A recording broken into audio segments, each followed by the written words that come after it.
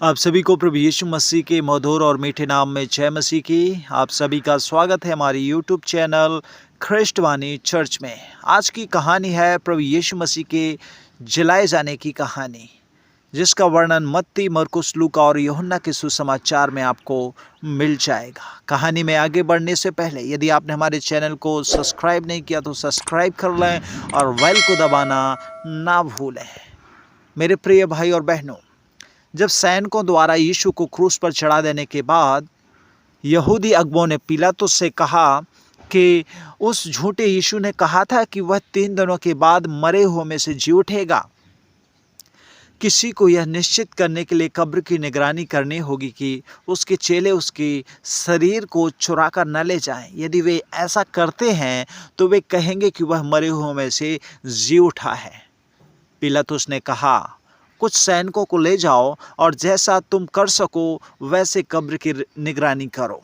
इसलिए उन्होंने उस कब्र के प्रवेश द्वार के ऊपर एक पत्थर रखा और पत्थर पर एक मुहर लगा दी। उन्होंने यह निश्चित करने के लिए कि वहाँ उसके सैनिकों को भी बैठा दिया कि उसकी जो बॉडी है, जो उसका शरीर है, कोई भी उसके चेले चुरा कर न ले जाने पाए। यीशु के मरने के बाद का दिन सब्त का दिन था।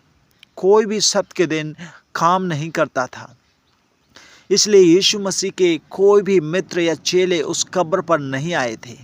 परंतु सब्त के बाद के जो दिन है, सुबह बहुत भोर को कुछ स्त्रियां यीशु मसीह की उस कब्र पर आईं जहाँ पर उसे रखा गया था। वे उसके शरीर पर और भी मसालों को लगाना चाहती थी, इत्र को लगाना चाहती थी। उस स्त्रियों के पहुँचने से पहले कब्र पर एक बड़ा सा भूकंप आया और स्वर्गदूत से ने आकर उस पत्थर को क्या किया, लुढ़का दिया।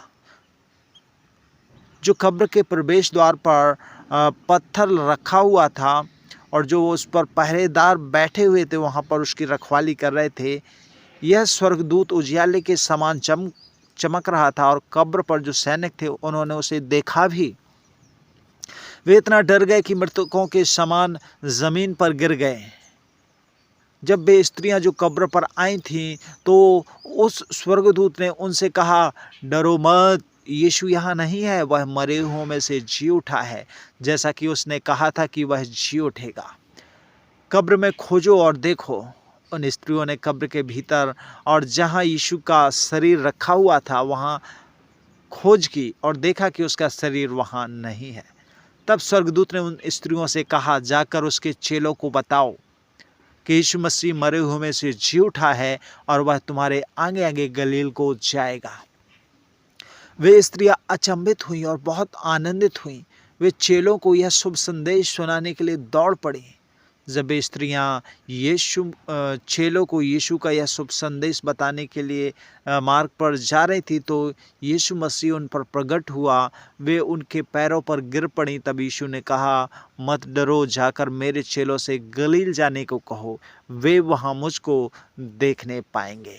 मेरे प्रिय भाई और बहनों, हमारा उद्धारकर्ता, हमारा प्रभु इस प्रकार से जीवित हुआ, जिसकी कहानी आपको मत्ती रचित सुसमाचार 27 अध्याय 62 वचन से लेकर आगे आपको मिल जाएगी। और मरकुस 16:1 से 11, लूका 24:1 से 12, यूहन्ना 20:1 से 18, यहाँ पर आपको संपूर्ण कहानी का वर्णन मिल जाएगा। मेरे प्रिय भाई बहनों, इस कहानी के पढ़े और सुने जाने पर आप सबको बहुत आशीष